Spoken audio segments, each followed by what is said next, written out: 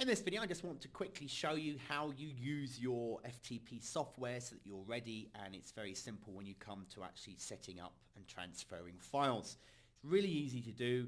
If you go into Wikipedia, it tells you all about different network protocols and client servers and really can confuse you, and you really don't need to be worried about any of it. It's really simple. If you've downloaded our suggested tool, which was FileZilla, and you're ready to go, it's been set up. All you do is you double click to launch it, and it's going to open up a browser that looks something like this. Now all you need to do in here is when you got your hosting account, you've got some information that would have been something along the lines of what we've got written down here. Let me just bring this across. So you'll have your domain name that you purchased, and all you do is you highlight it, right click and copy. You don't want www or anything like that. Where it says host, you just place your cursor and you paste. You take your domain name, the username of the domain name that you were given with your account, and you place that in the one that says username. And then you take your password that you were given, you copy, and you paste that into password. Now, on most hosting accounts, you will not need to use a port. It's a default one normally of 21, which tends to be used. If you have a certain hosting provider that requires secure access, etc., then there might be different details. At that point, I'd say refer to your hosting provider and ask them to give you documentation on how to correctly access using FileZilla, and they should be able to provide that for you. But in most cases, over 90% of cases, you'll follow this and you'll hit Quick Connect, and next thing you'll see, here it says Remote Site. This is our computer where it says Local Site. Your files are here. When you connect, your website will appear here. So I'm going to go ahead and connect. FileZilla will go ahead and do its stuff, and then you'll see that there's a little folder now next to the remote site.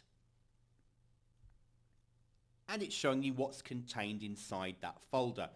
If you want to see what's in the folders, you can also expand it down and then just scroll down. If you then highlight public_HTML, then anything that's already uploaded to your site, if there is, will appear here.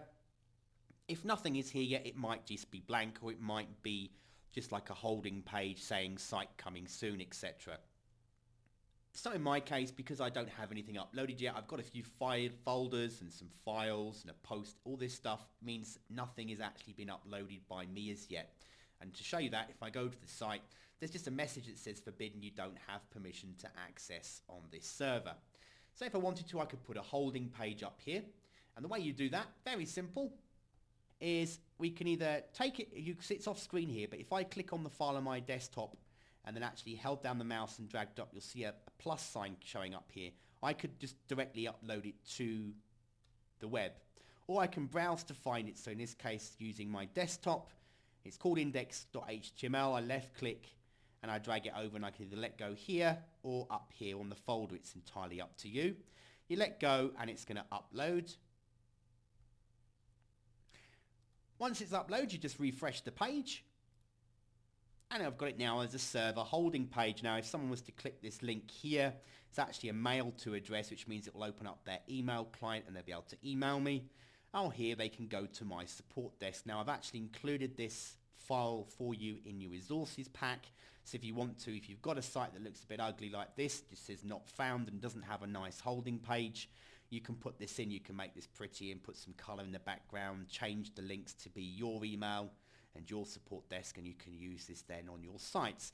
But in essence, what you've done here now is you've learned how to open up and use your FileZilla application for transferring files from your desktop up to your website. Thanks for watching.